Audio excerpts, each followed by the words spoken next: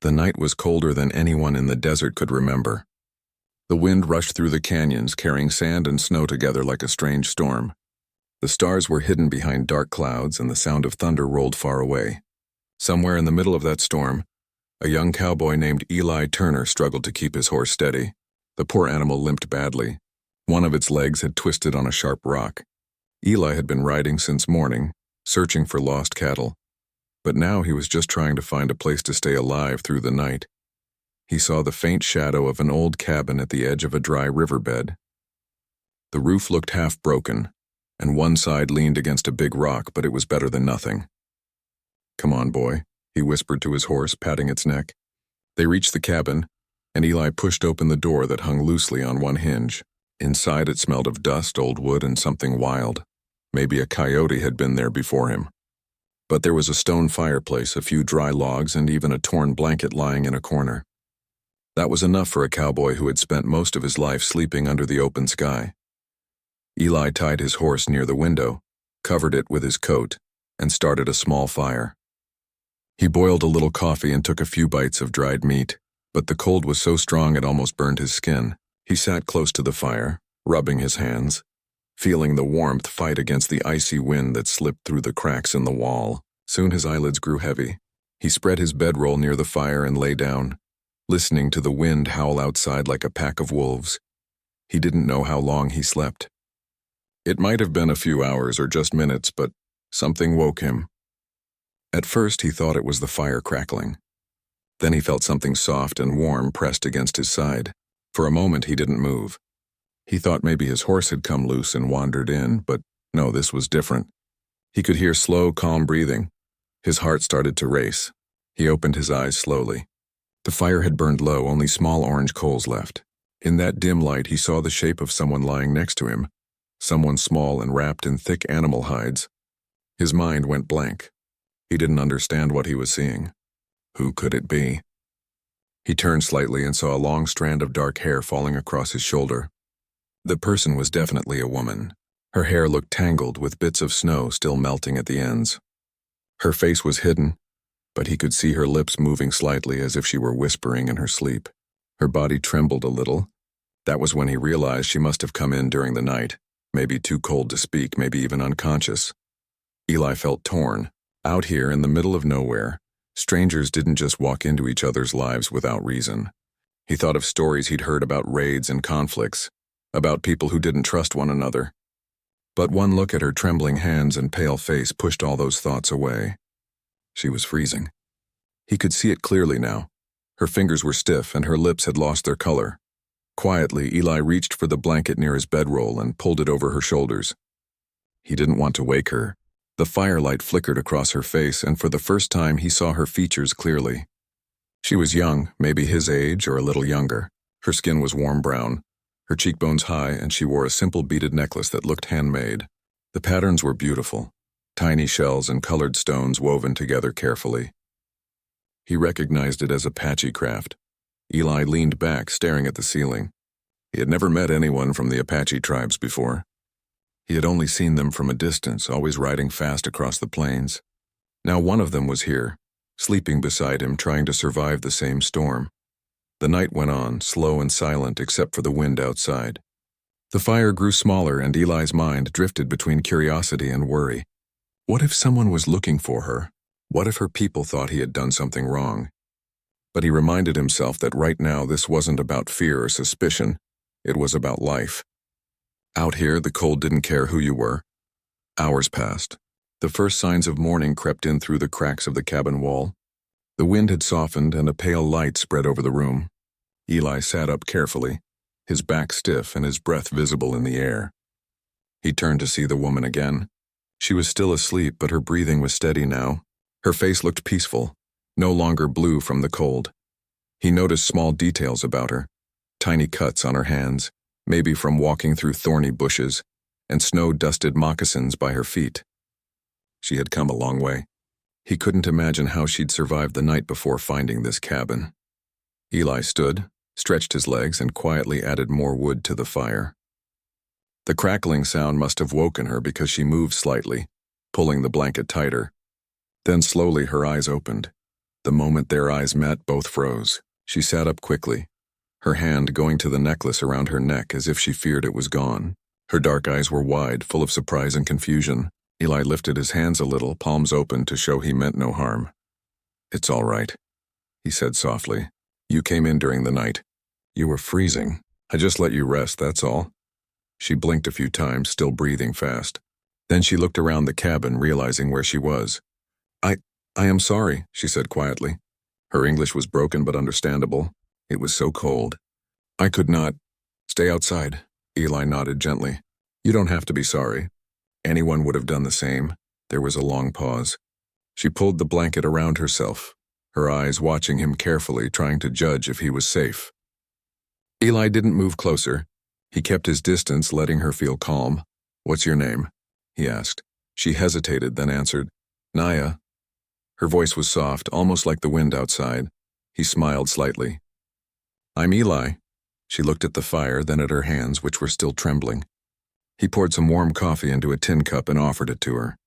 She hesitated, then took it slowly. The warmth seemed to surprise her. She took a small sip and let out a breath of relief. For a few minutes, neither of them spoke. The storm outside had quieted completely, leaving only the crackle of firewood. Eli wondered how she ended up alone in the desert. Something about her eyes told him she had seen pain, maybe loss, but he didn't ask. Not yet. Instead, he said, "The storm should pass by noon. You can rest here until it's safe to travel again." She looked at him for a long moment, then nodded. "Thank you," she said quietly. Eli smiled faintly and went to check on his horse. When he stepped outside, the morning sun was weak but golden, shining on the snow-covered sand. The world looked fresh, quiet, and strange, like something had changed overnight. He thought about how random life could be. One day you ride alone. The next you share your fire with a stranger who doesn't speak your language. Inside the cabin, Naya sat near the fire, her eyes softening as she watched the flames. She still felt weak, but there was warmth now, both from the fire and from the kindness she hadn't expected. For the first time in many days, she allowed herself to breathe without fear. Back inside, Eli glanced at her again and saw her smiling faintly at the firelight. That tiny smile made his chest tighten for reasons he couldn't explain. He didn't know who she really was or what had brought her to that cold night. But he knew one thing for sure. He was glad she had found that cabin. And somewhere deep inside, he felt that this unexpected meeting wasn't just a coincidence. It was the beginning of something that would change both of their lives forever. The morning sun slowly climbed higher, turning the desert snow into small silver streams that glistened on the ground. Inside the old cabin, the fire burned brighter, spreading a calm warmth. Eli sat near the window, mending his horse's bridle, while Naya rested on a wooden stool, holding the cup of coffee he had poured earlier. Neither spoke for a while. There was peace in the silence, broken only by the soft crackle of firewood and the wind moving gently through the cracks in the wall. For the first time since the night before, both of them could truly breathe. After a while, Eli looked up and said quietly, "You must have come a long way." Naya nodded slowly, her eyes distant. "Yes, many days," she replied in her soft, careful English. "Were you alone?" he asked gently, her fingers tightened around the cup. "No," she whispered. "My brother was with me, but the snow came too fast. He went to find help. I waited. He did not come back." Eli felt a pinch in his chest. The pain in her voice was quiet but deep. He didn't know what to say, so he just nodded and stared into the fire. After a moment, he said, "Maybe he found shelter too. Storms like that don't last forever." She looked up at him. There was a faint hope in her eyes, but also sadness. "I hope so," she said softly. Eli stood and walked to his saddlebag. He took out a small piece of bread and handed it to her. "Here, you should eat something." She smiled faintly and accepted it with a quiet "thank you." It was clear that she hadn't eaten properly in days. Every small bite seemed to bring her back to life. As the morning grew warmer, they began to talk a little more. Eli told her that he worked on a cattle ranch several miles south, and that he had been out looking for a few missing animals when the storm caught him. Naya listened quietly, sometimes asking simple questions. She told him about her home near the river and how her tribe moved with the seasons. Her words were simple but filled with warmth and respect for her people and the land. Eli was surprised by how calm she was. Even after losing her way and nearly freezing, she carried herself with quiet strength. He admired that. Around midday, the sky cleared completely. A soft blue stretched across the horizon, and the world outside the cabin looked almost peaceful again. Eli stepped out to check the horse, and Naya followed, wrapping a blanket around her shoulders. The air was cold, but the sunlight felt good. She looked around at the open land, the red rocks, the long shadows, the glimmer of melting frost, and smiled. "It is beautiful," she said. Eli nodded. "It is.